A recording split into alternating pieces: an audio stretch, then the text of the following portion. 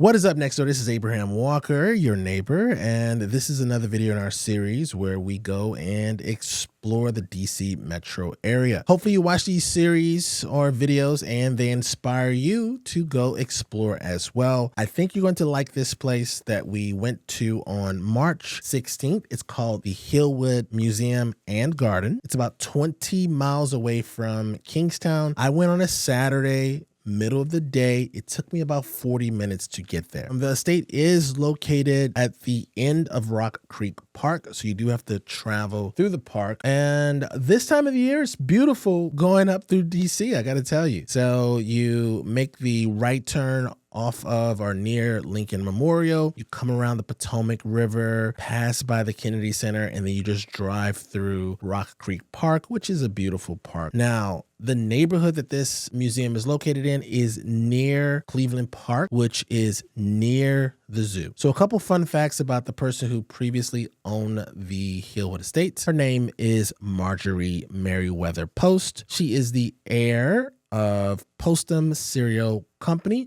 later called General Foods. She lived between 1887 and 1973. She bequeathed the property for the enjoyment and education of regular people like you and I when she passed away, and the property opened to the public in 1977. Some more interesting tidbits about Miss Post is that the Mar-a-Lago in Florida was built for her. When she passed away, her estate was estimated to be worth $200 million, which she split between her three daughters, which were between 4 marriages. And her estate, if adjusted for inflation, would be worth $14 billion to date. So she was a big deal. Now back to the estate, So there is free parking by the visitor center. It's a 2-level situation. So if you don't find any parking on the main level, just keep on driving and you should be able to go to the lower deck. The visitor center is where you check in and you purchase your ticket for the day. I paid $18 for an adult ticket. The ticket gives you access to the tour of the grounds or access to the grounds. And also there is a docent-led tour of the mansion/museum. Okay. And that's about an hour to an hour and a half long, depending on the docent you receive. You can save $1 on your ticket if you order online. I did not. If you have children ages 6 to 18, they will pay $5 per ticket, and then children under 6 are free. I have a warning at the end of this about children that if you do have children in that age bracket, anywhere from I would say like 12 and under, then stick around for the warning at the end. Hillwood Estates is closed on Mondays. This is my second time back at this estate. We went in September of 2018. We did the docent-led tour. So this trip, I did not do the tour. I just went straight through the grounds area. It took me about 2.5 hours, but I was by myself. So when I'm by myself, I tend to lollygag and take a lot of videos and photos. So depending on what you like, right? Depends on what you like. So in this video, I'm going to kind of give you some highlights of the different areas I visited. So you kind of have an idea what you can go and visit as well. First up, I went to the greenhouse. The greenhouse had orchids that were in full bloom. They looked gorgeous, gorgeous, gorgeous, gorgeous. And if you're an orchid person, then you're going to love this setup. I don't know the particulars about when orchids bloom, so maybe this is something that is available all the time, or maybe it's just, a certain time of the year. But today, at the time I went, it looked gorgeous.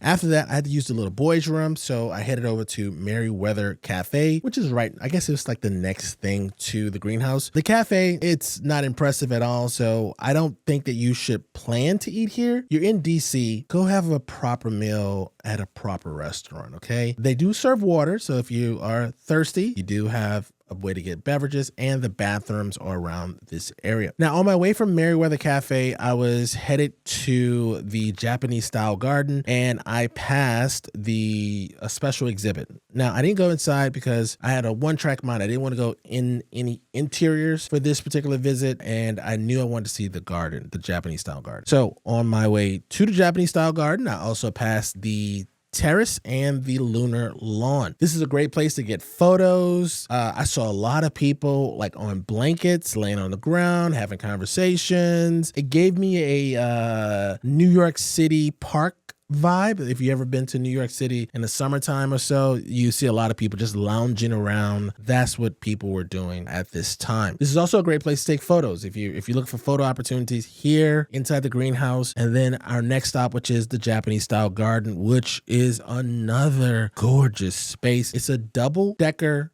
garden with waterfalls along the left-hand side. If you're facing the garden, there's these little stepping pads that you could step through the garden as well. It's super cute, great photo opportunity, and just a great place just to kind of take in the beauty of this billionaire's backyard. If you're lucky, I think there are 1 or 2 seats in this area, but don't think that you will be able to sit around this area. It's very compact, and that kind of leads me to another warning I have about walking on the grounds, which we'll cover at the end. So from the garden, I went to the steps on the back of the mansion. So when we did our docent-led tour a couple years ago, one of the things the docent highlighted outside of the property is that you can see the Washington Monument when you step up onto the back stairs. Unless you have a powerful camera, the picture isn't gonna look that great, but you can have a great view if you just step up, turn around opposite of the mansion, and you can see a really nice view. And the Washington Memorial is actually not visible at any other spot unless you're an incredibly tall human. Located next to the mansion,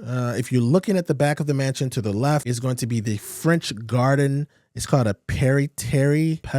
I don't know how to pronounce it. But at the time that I went, which is late winter, early spring, it didn't look that nice. Okay, it didn't look that nice. So if you're trying to get the full experience, I would probably hold off and go to Hillwood maybe in late April, early May, or late July, early September, before the leaves change, right? To kind of get the full experience. I do have pictures that we'll post right here, and this will kind of give you an idea of what the garden looks like. The water fountain is a fully functioning fountain too, so it's a sight to behold. I'm sorry that this particular video isn't doing this space justice. Next up, we have the putting green. So this is another space that you could probably spend, I would say 15, 20 minutes just putting around, right? There's, I guess it's about 8 to 9 holes here. Depending on how packed or busy the estate is, you could spend, a good amount of time here if you like putting. I saw a lot of kids over here, so that's nice. So this is a nice place for them to get active because there aren't any other real opportunities for them to do that. So next up, we have the rose garden. The rose garden, roses weren't in bloom. Again, probably want to wait until roses bloom. Don't really know what time of year that is. You'd have to check the rose calendar. But the space looks like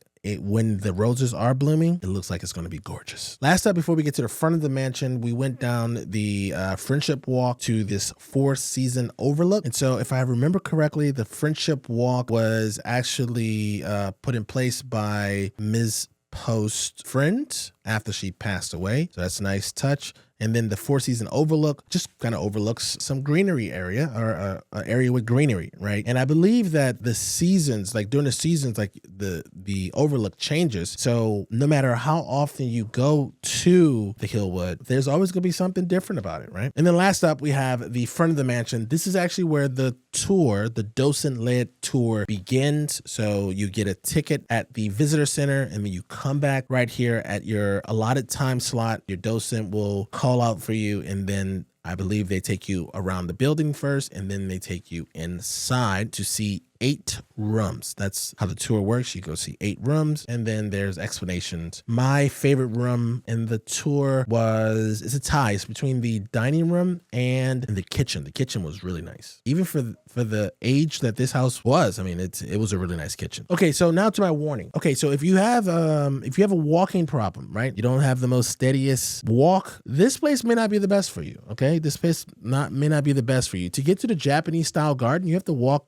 down a flight of steps, and you have to be on your stuff when you're walking down these steps, okay? But I guess the rest of the development outside of the Japanese style tour, it's not that big of an issue. So if you don't mind missing out on the best part of the whole experience, then yeah, it'll be fine. It'll be fine. Next up is for people with kids. If you have young kids, I would say below 11, 12 years old, this may be a challenging experience for you to get them to sit still because it's quite boring. This is more of an adult experience. There's not much fun to be had. You could lounge, right? If your kids like lounging around or just laying about, then this could be, okay for them. But otherwise, I just tell my friends with kids, you know, you may want to just look for another opportunity or wait for the kids to get older to experience this, or make this an adult experience, right? Have this be an adult only event. So that is it for this session here. Let me know, now that you know a little bit about Hillwood, have you ever been, right? Let me know in the comment section. If you have, what did you think? And then if you didn't know about Hillwood, would you go now that you know? Also, what advice you have for me? Are there any suggestions that any places I should go, we should add to our list? You know, it's a full year, you know, we have, 30 something or so more activities to do. So we're always looking for ideas. Post them down below in the comment section. And thank you so much for watching. I will see you in the next video. Peace.